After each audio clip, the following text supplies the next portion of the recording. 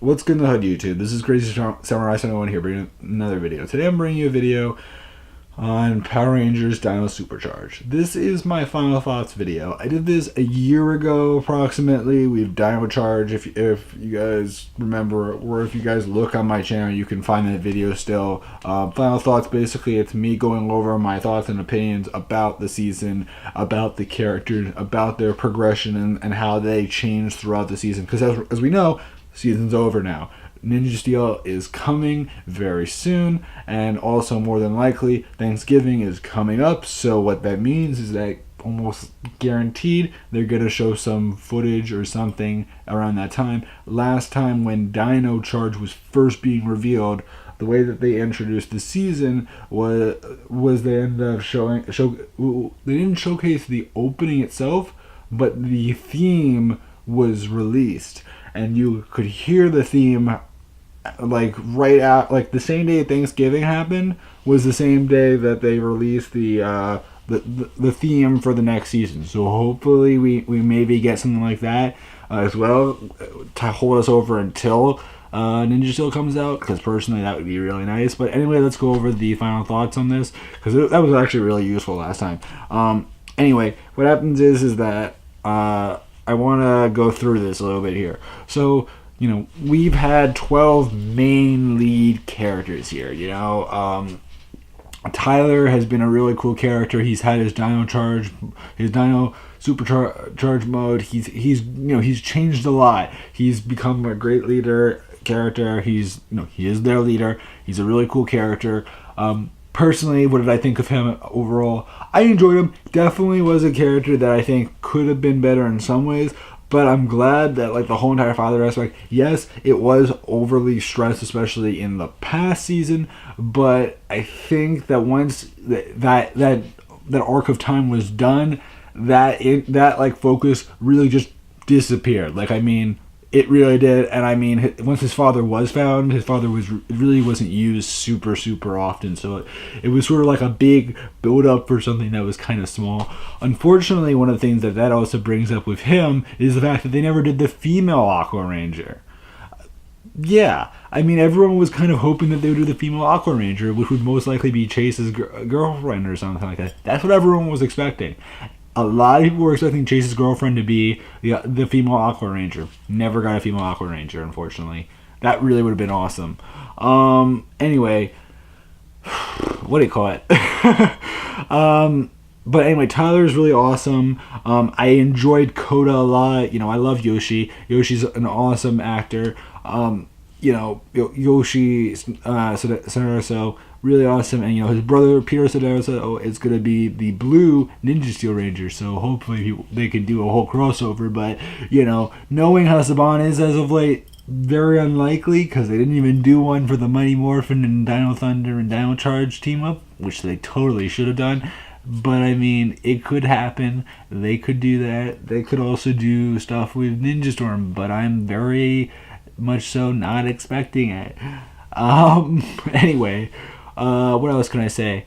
I enjoyed him as a character. I liked the fact that, you know, he was from a prehistoric time, that he ended up in the end going back to his time period, which was a very good way of ending the series. You know, being able to live the rest of his life in the time that he grew up in. Overall, an awesome character. You know, he developed from becoming, you know, very primitive to still being primitive, but having a little bit more sophistication to him, and being a lot more knowledgeable, and being a very cool character. I still remember when I first read the character profiles and just thinking to myself, like, God, does he sound awesome? And I really was excited to see how he was going to be in the show. Like, the whole entire caveman aspect, like, that really made me excited to see how they were going to do it. So that really was awesome, and they did it well. There were references to his past, lots of good things going on, cave paintings, all sorts of stuff. So I loved him as a character. Shobi was an awesome character as well. I loved her research aspects. She's just a really cool character. She's probably one of my favorite recent Pink Rangers for sure. Definitely. I mean, I like Erica Fong. What do you call it? Not Ciara. What's her name? You know who I'm talking about from Super Mega Force. Gosh, Razzle. I'm forgetting right now. Wow, that's funny. Anyway, not important. Anyway, really awesome. I love Shelby. I love her personality. You know, she's tough. She's committed. She makes people want to do things. She inspires you. I mean, Heckle got inspired by her, and Heckle basically made it so that she ended up making it so that he ended up turning good in the end. I mean, very convinced. All that was really good, really great stuff. Chase, I loved his character, tough guy that really turned sweet, went from being a kind of a jerky character to being someone that you could respect and treat with a lot of enthusiasm. I'm not saying I didn't choose to feel that way to begin with, but I loved his character. I loved his feelings towards his girlfriend. Really awesome character. He's just really awesome, and I mean, they didn't really emphasize him towards the end of the season, but he was still really awesome all the way through. Riley, I love Riley so much. Michael Tabor has been an awesome character. I was very happy to see how much involvement they really put into him. Obviously, he is very knowledgeable, similar to Kendall, which we will get to very soon, but really just a great character. And I was really happy to see all the technical aspects that they put into him while still making him feel original without making him feel Billy-esque, if you know what I mean. Because Billy was very, very nerdy. Michael Tabor has a nerdy side to him, but he's also like a cool guy, you know what I mean? So it was good to see that kind of blend throughout the 2 seasons that he was in. Next was Ivan. Ivan, I love his personality. I love the whole entire, Sir Tyler. You know, I love the whole entire way that he spoke. I love that. He all the way through is just a really cool character. Very smart, very knowledgeable. Has a primitive side to him because he is from a different era, and that was awesome to see him going back to his time and knowing that he actually does go back as well as Coda. But overall, I was I really enjoyed Ivan a lot. Ivan has been another awesome Special Ranger character. I mean, I would definitely put him really high. Antonio, I'm thinking of Neo Saban, let's just say, Neo Saban era, he's probably been either the best or the second to best. Antonio's probably either the best or the second best. And then I would put Orion. Orion I felt was kind of meh in my opinion, but that's just me. Some people really liked Orion, Cameron Jebo or whatever. Not me, but I think that he was okay. Anyway, that was him. Ivan, I really enjoyed. What do you call it?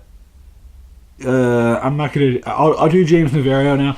James Navarro, obviously Tyler's father, very very underused. I feel. I mean, he wasn't used a whole lot in the Japanese, but I mean, I definitely feel like they could have made him a little bit more important. He kind of feels like he was used a lot less than he could have been used. Like, I mean, everyone like the Aqua Ranger character in Japan, especially the male character, which I'm forgetting his name right now.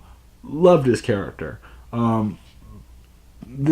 He was very much so underused, and they kind of made him out like, oh yeah, he's a father figure that kind of has been like mysteriously gone for a while, and really didn't explain much and go into anything. Like, they went into his backstory, and that was great, but I feel like they could have done a whole lot more with him and really used him a lot more. Even if he didn't talk, just use him. It would have been nice to see him talk and really bond with his son, because you just get the sense, oh yeah, he's a father, oh yeah, we'll do all this nice stuff. Give us some more, like, let us know stuff. I'm not saying it was bad, but it could have been better. Anyway, what's next? So that was 7. Graphite. I think Prince Philip was a really awesome character. I really enjoyed him overall as an actor.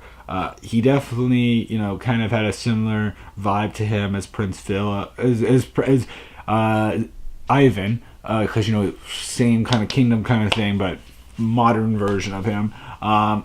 Really awesome. Love the design. Definitely a better look to him than the Japanese one. And also he was used way.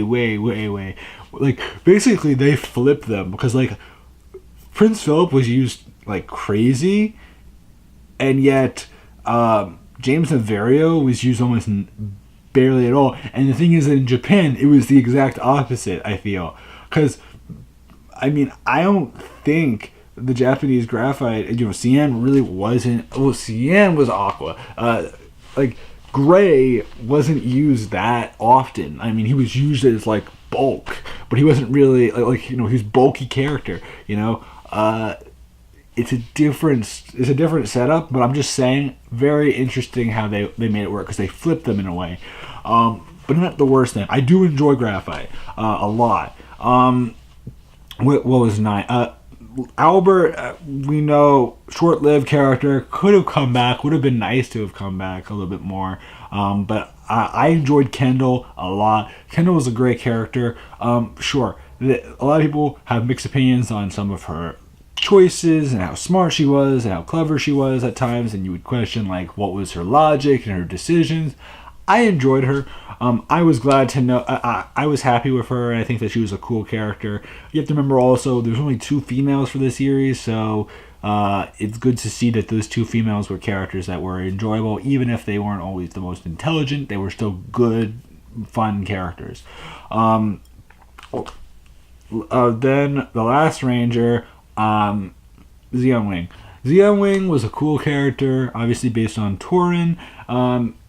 Very cool idea.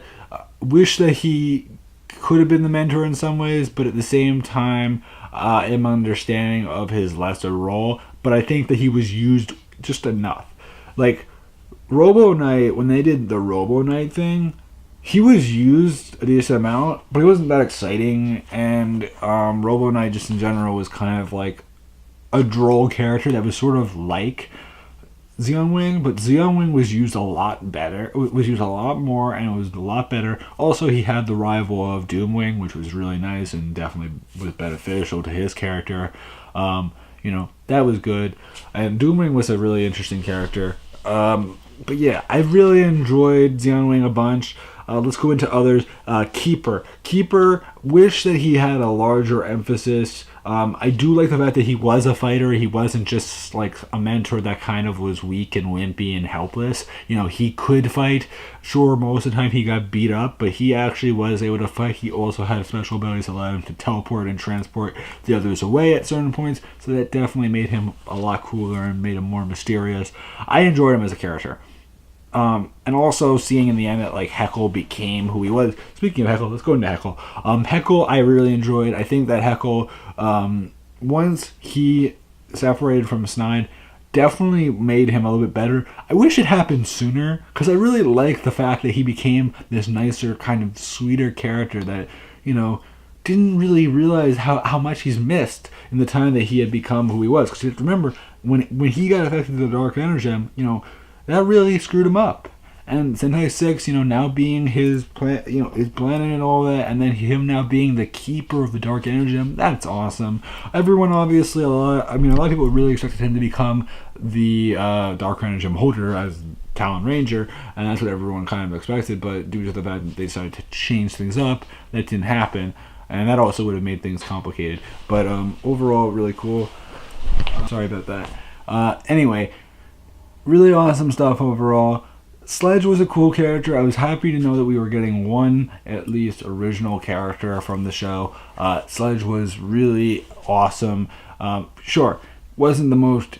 Sure, this season he wasn't used as much as he was in the first one, of course, but he was used well, and he was a little bit more comedic, I guess you could say, in this season compared to the original. But a cool character nonetheless. Poisandra was kind of annoying, but alright. Wrench could have been a little bit more interesting, but based off of his comedic vibes, very much so your baboon squat like character. Curio was barely even used in this series, so if anyone's like a huge Curio fan, because I remember there was a huge, thing for a while back when Dino Charge was a thing, that where people were like, oh, I hope Curio's like used a lot, and everyone like some people really just love Curio for some reason. Not me, but it was fine. Fury was a cool character. I was glad to see him finally go, because it sort of seemed like they just kept on using him, and yet, like in the Japanese, he left really early. I mean, not like super early, but like halfway through the series or something, and then he returns as a ghost. But you get my point. Different story, but definitely was like, when is he gonna die? Like, when is this gonna happen? There we go. Lord Arcanine was a cool character as well. Felt like he definitely stayed as long as he needed to stay. He really wasn't a character that I was expecting to have a really long stay overall. He kind of seemed like a brief kind of push away from what was going on. Snide was a cool character. I was glad to see him go. He wasn't a character that I was like, oh, I wish he would return. No, Sledge is the only character that if they wanted to return someone, that would be cool to see him return, although there's no way he can now with him going into the sun. But but you get my point. The only character that I would have cared for is Sledge, because the other ones were cool, but at this point I feel like, yeah, they did their part. But overall, I really enjoyed Dino Supercharged as a season. I think that there were a lot of really good filler episodes, but there was also plenty of really dumb ones. I like the story overall, and I think that it was good. I wish that the ending actually kind of sneak peeked into the next season, but that's just like asking for a lot. I wish that they also had done like a crossover with Mighty Morphin and Dino Thunder, and that would have been good too, but that's kind of asking for a lot too, because they just kind of had what do you call it, the Legendary Battle, which really could have been done a little bit better, if not a lot better. I mean, I'm just saying, perfectly good series. I'm looking forward to Ninja Steel big time. I'm hoping that Ninja Steel is done well, because the Japanese Ninja was a series that I enjoyed a lot, but I didn't love. I think it was an okay season, but it definitely was a season that could have been better. It got progressively worse as the season went on, so I'm hoping that they kind of look into what Ninja failed to do and try to push for a better original series, like Dino Charge and Dino Supercharge, where it was very much so original. There was a lot of borrowing here and there, but it wasn't as much as like say Super Mega Force, where borrowing was like one of the main things that they did, because they borrowed scenes directly out of the Japanese episode half the time, like for a number of moments in the series, and I mean some of them were dubbed so poorly, like you could tell that it was not dubbed well. But hopefully whatever they end up doing is gonna turn out decent for Ninja Steel, and the new original villain hopefully is good. It's good to know that we got Sledge as the original villain, and now we're gonna get another original villain, because original villains are important, because what that means is that that guarantees there is gonna be some originality. When you use a villain that existed in the Japanese, you basically say, okay, I can get away with having dubbing going on a lot more. With this, you can't. Also, the other thing is that since they use that ship a lot, that really prevented it. Hopefully, they do something similar with the new villain, where they, like Zircon, where they make Zircon a villain that has original locations. But it's good if they use villains that were from the Japanese. It's just that the main villain, making him someone original, is so key, and it really adds a lot more value to him as a character. So I'm looking forward to Ninja Steel, and I enjoyed this series, and I'm glad. And I'm sad to see it go a little bit, but at the same time, I'm glad to see the next series and see how they manage to do that. This is about it for me, guys. I hope you guys enjoyed my coverage of Dino Supercharged as it's going on.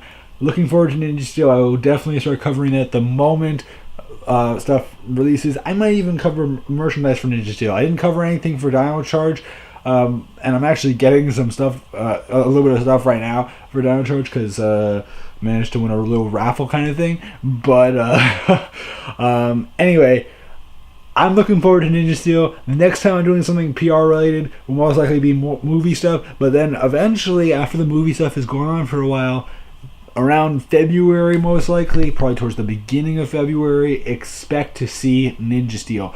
Also, more likely than not, January even, or late December, you might actually expect to see the summaries go up. So I will be doing summary videos as I've been doing for Dino Charge and Dino Supercharge, where I cover the summaries of, however many episodes they want to give the summaries.